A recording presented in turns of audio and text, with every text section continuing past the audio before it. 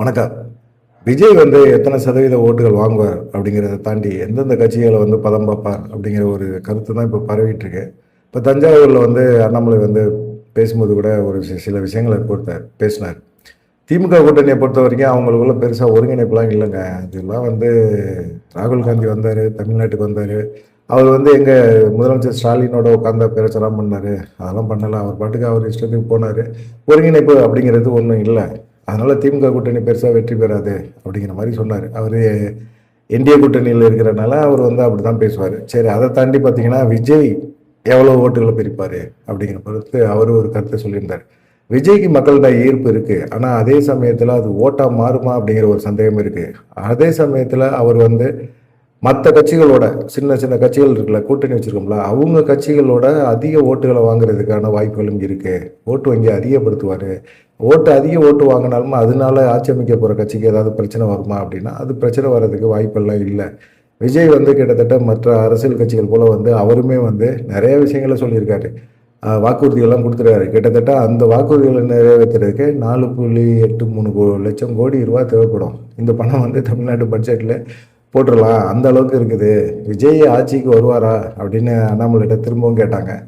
விஜய் ஆட்சிக்கு வரமாட்டாருங்க, அதை பற்றி ஏன் நம்ம இப்போ கவலைப்படணும், விஜய் கொடுத்த வாக்குறுதிகளை பற்றி நம்ம ஏன் கவலைப்படணும், அதெல்லாம் ஒன்றும் கிடையாது அப்படிங்கிற மாதிரி சொன்னார்.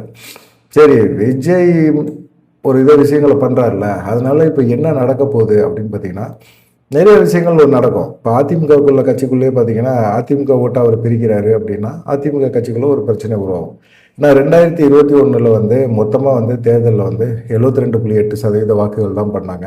இப்போ 12.35% வாக்குகள் உயர்ந்திருக்கு அப்படின்னு சொல்கிறாங்க. சிலர் என்ன சொல்கிறாங்க, நேற்று கூட திருமாவளவனும் அதை தான் சொல்கிறாரு. அதே போல் செல்வ பெருந்தகை அதான் சொல்கிறாரு. அப்புறமா மாவட்டம் வாரியாக வாக்காளர் எவ்வளோ வாக்கு பதிவு பண்ணியிருக்காங்க அப்படின்னு பார்க்கும்போது சென்னையில் ஒரு 16 தொகுதிகளை மட்டுமே 4000 சொச்ச வாக்குகள் தான் அதிகப்படுத்தியிருக்கிறாங்க. மற்றபடி பெருசாக அதிகமாக இல்லை. எஸ்ஏஆர் பணியில் நிறைய பேரை நீக்கினால ஒவ்வொரு மாவட்டத்திலையும் பார்த்தீங்கன்னா ஒவ்வொரு சட்டமன்ற தொகுதிகளையும் வாக்காளரோட எண்ணிக்கை குறைஞ்சி போச்சு. அதனால நமக்கு வாக்கு சதவீதம் அதிகமாக தெரியுது அப்படிங்கிற மாதிரி சொல்கிறாங்க. சரி, எல்லாம் ஒட்டுமொத்தமாக டோட்டலாக பார்த்தோம்னா 12.35% வாக்கு அதிகரிச்சிருக்கு அப்படிங்கிறத ஒன்று வச்சுக்குவோம். இதனால அதிமுக என்ன, இது விஜய்னால ஒரு தாக்கத்தை ஏற்படுத்தியிருக்கு. விஜய்னால அரசியலுக்கு வந்தனால இளைஞர்கள்லாம் பெண்களும் சரி எல்லாருமே அவங்க ஓட்டு போட்டாங்க, வரிசையில் நின்று ஓட்டு போட்டிருக்காங்க. அந்த எலெக்ஷன் 2026 எலெக்ஷனில் விஜய் மிகப்பெரிய ஒரு தாக்கத்தை ஏற்படுத்துவார் அப்படின்னு சொல்கிறாங்க. சரி, ஆனால் அதே சமயத்தில் பார்த்தீங்கன்னா அதிமுகவுக்கு என்ன ஒரு விஜய் ஓட்டுகளை பிரித்தார் அப்படின்னா என்ன தாக்கத்தை அதிமுகவில் ஏற்படுத்த முடியும் அப்படின்னு பார்த்தீங்கன்னா கடந்த ஒரு 11 தேர்தல்கள், உள்ளாட்சி தேர்தல் இடைத்தேர்தல் உட்பட தொடர்ந்து ஒரு தோல்வியை தான் கொடுத்துக்கிட்டு இருக்காரு எடப்பாடி பழனிசாமி. இந்த தேர்தலில் அதிமுக ஓட்டுகளை விஜய் பிரித்தார் அப்படின்னு நினச்சிங்க அப்படின்னா இது எடப்பாடி பழனிசாமிக்கு மிகப்பெரிய ஒரு சறுக்கலை ஏற்படுத்தும். இந்த தேர்தல் ரிசல்ட் வந்த பிறகு மிகப்பெரிய ஒரு மாற்றத்தை அதிமுகக்குள்ளே ஏற்படுத்த முடியும் அப்படின்னு நினைக்கிறாங்க. ஏன்னா எடப்பாடி பழனிசாமி தான் இப்போ பொதுச் செயலாளர். அவருக்கு என்ன பிரச்சனை இருக்க போகுது, ஓபிஎஸ்னால தான் பிரச்சனை இருந்துச்சு, டிடிவினால பிரச்சனை இருந்துச்சு, சசிகலானால பிரச்சனை இருந்துச்சு. இப்போ யாருமே அவங்க கட்சிக்குள்ளே இல்லையே, அதனால அவங்களால என்ன பிரச்சனை வரப்போகுது அப்படின்னு சொன்னால் எடப்பாடி பழனிசாமி பிடிக்காதவங்க நிறைய பேர் இன்னும் கட்சிக்குள்ளே இருக்கிறாங்க. அவர் எவ்வளோ பேரை தான் வெளியேற்ற முடியும்? அப்படி வெளியேற்றினார்னா அவர் மட்டும் தான் கட்சிக்குள்ளே இருக்கணும், வேறு யாருமே கட்சிக்குள்ளே இருக்க முடியாது. கட்சிக்குள்ளே மற்றவங்களுடைய கருத்துக்களை எடப்பாடி பழனிசாமி கேட்க மாட்டேங்கிறாரு. அவர் ஒரு கருத்தை வச்சு அதை மற்றவங்க தலையில் திணிக்க தான் பார்க்குறாரு ஒழிய அவர் கேட்க மாட்டேங்கிறாரு அப்படிங்கிற ஒரு குற்றச்சாட்டை எல்லாருமே வைக்கிறாங்க. அந்த குற்றச்சாட்டு இப்போது இந்த தடவை அதிமுக ஆட்சி அமைக்க முடியல அப்படின்னாலும், அதிமுக கூட்டணி ஒரு 50 தொகுதிகளும் சுருங்குது அப்படின்னாலும், கூட்டணி கட்சிகள்லேருந்து மற்ற உள்கட்சி வரைக்கும் எல்லாமே பிரச்சனை அதிகமாகிறதுக்கு வாய்ப்புகள் அதிகமாக இருக்குது. அதனால் எடப்பாடி பழனிசாமிகிட்ட கீழே இருக்கிற 2ஆம் கட்ட தலைவர்கள் அவங்க கண்டிப்பாக தலைவரை மாற்றணும் அப்படிங்கிற ஒரு இதுக்கு குரல் கொடுக்க ஆரம்பிச்சிருவாங்க. இது கட்சியை பல துண்டாக பிரிக்கிறதுக்கு வாய்ப்புகள் இருக்குது. இந்த சந்தர்ப்பத்தை பாஜக எதிர்பார்க்குது அப்படின்னு சொல்கிறாங்க. ஏன்னா பாஜக ஏற்கனவே எடப்பாடி பழனிசாமி தொகுதி பங்கீடில் பிரச்சனை பண்ணிட்டாரு. அமித்ஷாவையோ பியூஷ் கோயலை கூப்பிட்டு வச்சு பேசலை, தொகுதி பங்கீடில் ஏமாற்றிட்டாரு, ஜெயிக்க முடியாத தொகுதிகளை கொடுத்துருக்காரு. கண்டிப்பாக இந்த தேர்தலில் பாஜக பெருமளவில் அவங்க எதிர்பார்க்குற அளவுக்கு ஜெயிக்க முடியல அப்படின்னா கண்டிப்பாக அதுக்கு எடப்பாடி பழனிசாமி தான் காரணம் அப்படின்னு சொல்லுவாங்க. ஒன்று அண்ணாமலை மாநில தலைவர்லேருந்து தூக்குனது, நயினா நாகேந்திரனை வச்சு காய் நவுத்துனது, 2 விஷயங்களுமே வந்து பாஜகவுக்கு பிடிக்கல. ஆனால் கடைசி நேரத்தில் அண்ணாமலை பிரச்சாரம் பண்ணியிருக்கிறாரு. இந்த பிரச்சாரத்தை கூட வேலுமணி கேட்டுக்கிட்டனால அவர் வந்து பிரச்சாரம் பண்ணியிருக்காரு. அவ்வளோதான். மற்றபடி ஒன்றும் பெருசாக இல்லை அப்படின்னு சொல்கிறாங்க. இது வந்து விஜய்னால கண்டிப்பாக இப்படி ஒரு மாற்றத்தை அதிமுகவுக்குள்ள ஏற்படுத்த முடியும் அப்படிங்கிறாங்க. ஓட்டை பிரித்தார் அப்படின்னா அதிமுகவுக்குள்ள இந்த மாதிரி ஒரு மாற்றம் வரும் அப்படின்னு சொல்கிறாங்க.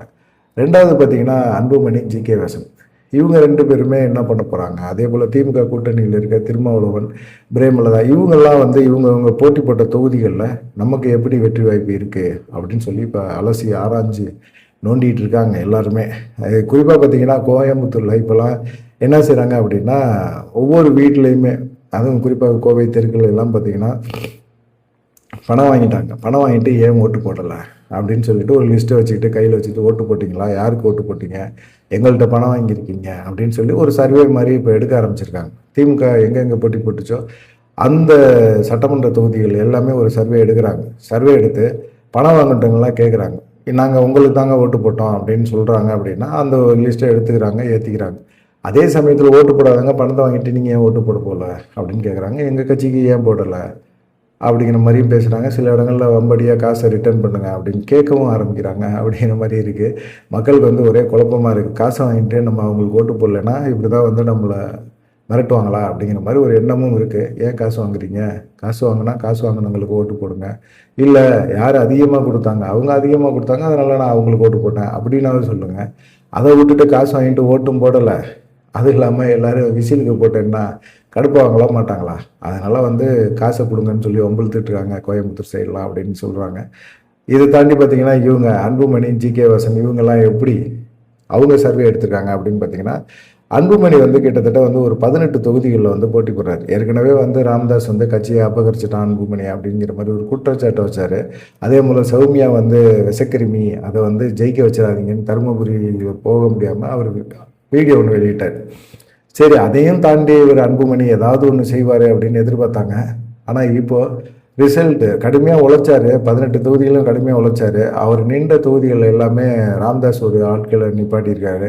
ஓட்டு பிரியறதுக்கு வாய்ப்பு இருக்குது. இப்போது அன்புமணி எத்தனை தொகுதியில் ஜெயிப்பார் அப்படின்னு பார்த்தீங்கன்னா 2 தொகுதிகளில் ஜெயிக்கிறதுக்கு வாய்ப்புகள் இருக்குது.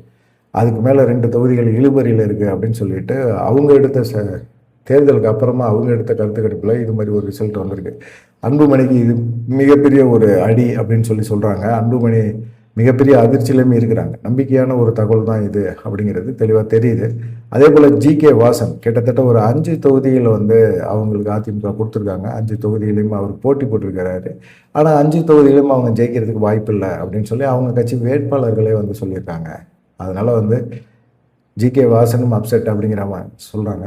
அதே போல் திமுக கூட்டணியில் விசிகா 8 தொகுதியில் வந்து போட்டி போட்டாங்க. 8 தொகுதியில் அவங்களால ஜெயிக்க முடியுமான்னு பார்த்தா 2 தொகுதி தான் அவங்களுக்கு வாய்ப்புகள் இருக்குது. மீதியெல்லாம் வந்து அவுட் அப்படிங்கிற மாதிரி இருக்குது. அதே போல் தேமுதிக 10 தொகுதியில் போய் இது பண்ணியிருக்காங்க. ஒரு தொகுதியில் மட்டும்தான் அவங்க வெற்றி பெற முடியும் அப்படிங்கிற மாதிரி ஒரு ரிசல்ட் அவங்கவுங்க கட்சி சார்பாக அவங்களே எடுத்த ஒரு சர்வே. அந்த சர்வே சொல்கிறது இதுதான், அவங்களா எடுத்துருக்குறாங்க. இதில் பிரேமலதாவுக்கு ரொம்ப அப்செட்டு. பிரேமலதாவே வந்து தோக்குறாங்க அப்படின்னா பார்த்துக்கங்க. அப்போ எந்த அளவுக்கு வந்து தேமுதிக பிரச்சாரத்தில் இருந்திருக்கு அப்படின்னு சொல்லி. இப்போ திமுகவும் சரி, அதிமுகவும் சரி, அவங்க தலைமையில் உருவான கூட்டணிகளும் சரி, அவங்களெல்லாம் எதிர்பார்க்குற அளவுக்கு வெற்றிகள் மிகப்பெரிய அளவில் இருக்காது அப்படின்னு சொல்கிறாங்க. இதுக்கு பின்னணியில் யார் காரணம்?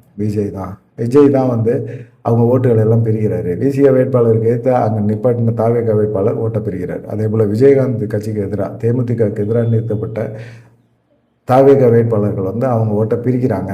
அதே போல் அன்புமணிக்கு வேட்பாளருக்கு எதிராக நிறுத்தப்பட்ட தாவேக வேட்பாளர்கள் வந்து ஓட்டை பிரிக்கிறாங்க அப்படின்னு சொல்கிறாங்க. இவ்வளவு நிறைய வேலைகளை பார்க்குறாங்க. இவ்வளோ விஷயங்கள் நடக்குது அப்படிங்கும்போது பிரதானமாக எந்த கட்சி பாதிக்கப்படுது? விஜய்னால மிகப்பெரிய அளவில் பாதிப்பை இந்த சின்ன சின்ன கட்சிகள், கூட்டணி கட்சிகள், இவங்க எல்லாருமே பாதிக்கப்படுறாங்க அப்படிங்கிறது ஒட்டுமொத்தமாக ஜெயிக்க வருது. பார்க்கலாம் என்ன நடக்க போகுது அப்படின்னு சொல்லி 4ஆம் தேதி வரைக்கும் பொறுத்து பார்க்கணும்.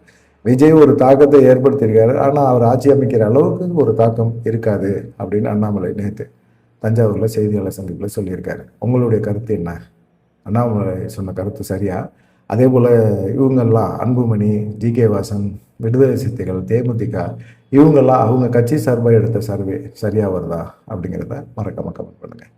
நன்றி, வணக்கம். தொடர்ந்து நம்ம சேனலுக்கு சப்போர்ட் பண்ணுங்கள்.